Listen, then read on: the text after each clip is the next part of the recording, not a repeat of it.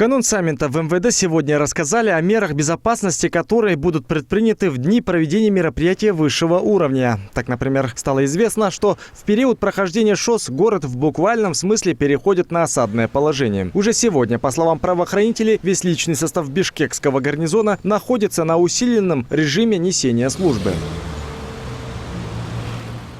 Еще свыше 5000 сотрудников милиции будут блюсти за порядком на местах. Под охрану будут взяты маршруты движения колонн, пункты проведения мероприятия и проживания делегации. Подобные меры нужны в целях обеспечения общественной безопасности, соблюдения законности, недопущения чрезвычайных происшествий и поддержания стабильной оперативной обстановки в период подготовки и проведения очередного саммита ШОС в Кыргызстане, пояснили в МВД.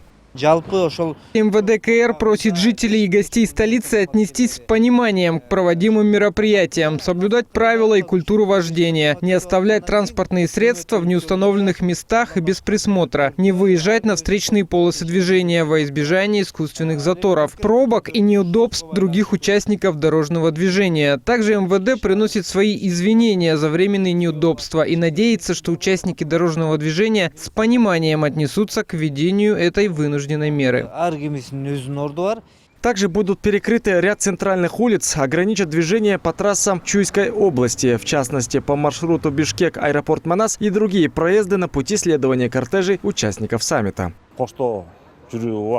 Ограничения движения будут временными, при этом будет ручное регулирование дорожного движения. Как таковой фиксации нарушений камерами в рамках проекта «Безопасный город» на перекрываемых участках дорог не будет. Кроме того, хотели бы предупредить автовладельцев, чтобы они не оставляли автомобили на обочинах центральных дорог. Будут работать эвакуаторы.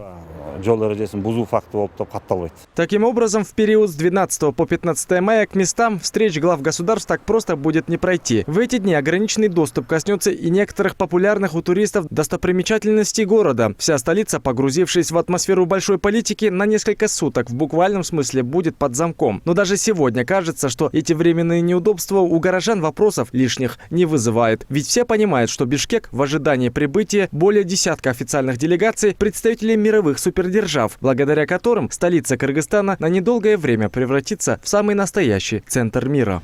Медребек Мамбеталиев, Жолболду Байзаев, новости Ош Перим.